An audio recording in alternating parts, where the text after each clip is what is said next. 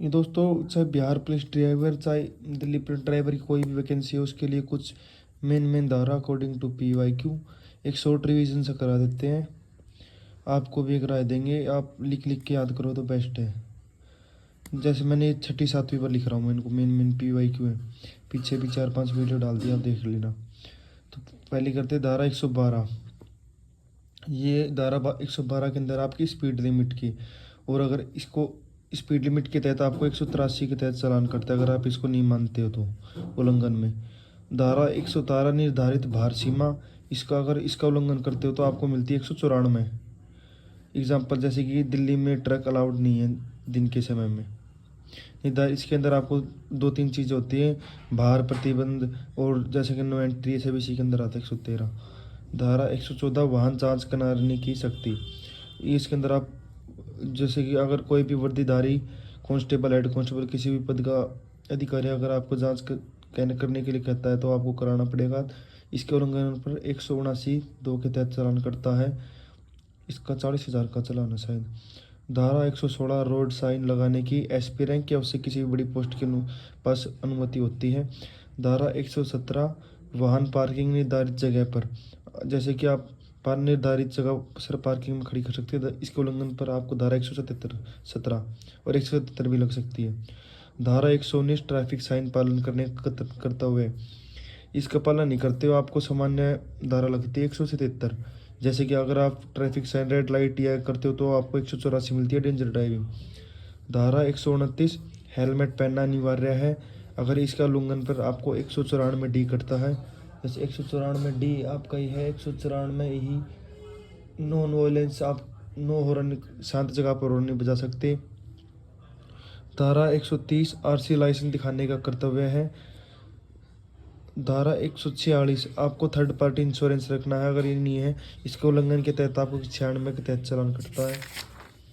अब आते हैं 166 मुआवजा आवेदन। 167 विशेष मामलों में मुआवजा, जैसे सड़क पर कोई काम कर रहा है, उससे एक्सीडेंट हो जाता है, या तो मोटर व्हीकल एक्ट 1988 के तहत उसको क्लेम मिलता है, या फिर वर्कमैन कॉम्पनसेशन एक्ट 1923 के तहत। मोस्ट इम्पोर्टेंट आपका आते हैं धारा 70 स्टेज कैरिंग के लिए आवेदन। 66 से 96 तक जितनी भी धारा आपकी परमिट रिलेटेड है। धारा 66(1) परमिट की आवश्यकता, लाइट मोटर व्हीकल में आपको इसकी परमिट की आवश्यकता नहीं होती। अगर आपका व्हीकल पर्सनल है, कमर्शियल है, तो आपको इसकी ज़रूरत पड़ती है। 66(3) कुछ स्थितियों में छूट है, जैसे कि आप एम्बुलेंस होगी या सेंट्रल गवर्नमेंट का व्हीकल या MCG की कुछ होती है तो उसमें आपको छूट होती है। धारा 29 कंडक्टर लाइसेंस की आवश्यकता, 1 महीने के बेस पे मिलता आपको। धारा 30 अप्लाई फॉर कंडक्टर लाइसेंस। धारा 39 मोटर वाहन पंजीकरण अनिवार्य। धारा 39। धारा 40 पंजीकरण स्थान RTO है। धारा 41 रजिस्ट्रेशन प्रोसेस, फॉर्म 20 लगता है आपको। Personal vehicle 15 year plus 5 year, इसके अंदर आपको सेल लेटर, फिटनेस और सर्टिफिकेट और 1-2 चीज़ और लगती है। धारा 42 राजनयिक अधिकारियों का रजिस्ट्रेशन में विशेष प्रबंध, जैसे कि होते हैं आपके दूतावास, इनके लिए विशेष प्रबंध होता है। धारा 43 अस्थायी पंजीकरण, फॉर्म 23 भी, ये 30 दिन के लिए होता है। 30 दिन के बाद फिर आप दोबारा भर के इसको बढ़ा सकते हैं।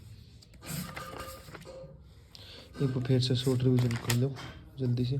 धारा 112 स्पीड लिमिट, इसके तहत 183 में चालान। धारा 113 निर्धारित भार सीमा, 194 तहत चालान। धारा 114 वाहन जांच कराने की शक्ति, 179(2). धारा 116 रोड साइन लगाने के लिए SP रैंक के उससे बड़े अधिकारी की। धारा 117 वाहन पार्किंग निर्धारित समय पर, निर्धारित जगह पर। धारा 119 ट्रैफिक साइन पालन का कर्तव्य, 173 प्लस 184 के तहत आपका चालान। धारा 129 हेलमेट पहनना अनिवार्य है, 194D के तहत आपका उल्लंघन होने पर। धारा 130 RC लाइसेंस दिखाने का कर्तव्य। धारा 146 थर्ड पार्टी इंश्योरेंस। मिलते हैं नेक्स्ट वीडियो में।